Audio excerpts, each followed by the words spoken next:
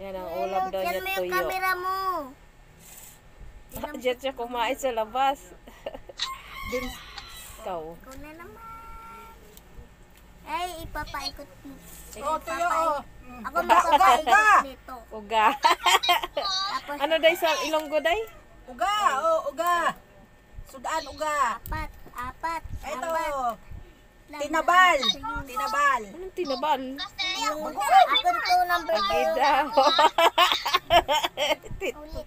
Ay, gibahak. Tinabal.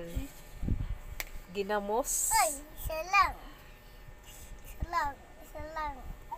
Tinabal. Ilonggo tinabal day. Come on. Dito ka dapat sa loob kumain. Nagpasok Sabi pa. ni Ransoy. Dalawa. Daming ulam doon sa nagtitinda ng mga ulam. Dami. May pambili natin wala. Naman. Nagtuyo. Kanina tuyo. Ito dalawa. Elaine. Mahal nga eh. Yung kalabaw nga. Alam mo ba magkano ang isang order ng kalabaw? 80. Apat. O, Apat. puro buto nakabili si Ro. Ay, sabi ko nakabili yung isa na. Akoy. Sabi niya kain. Pakakainin mo ko niya. Ay, ayaw ko nga. Kalabaw. Ako naman. Sige. Buti kong kuan yun, baka. Uy. Hindi na sila nagkuha ng baka na may sabaw. No? Dati puro baka, ngayon na puro natuloy kalabaw. Ang sarap kasi ng kuan eh, baka. Ano Ay, naman? Okay. Uy, six. Ito yung ano ah.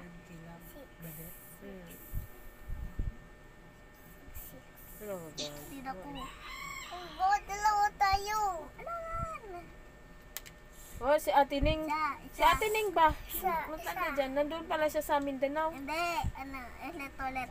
Nangungumusta. O, Day, kamusta dyan? Sabi ko, okay lang.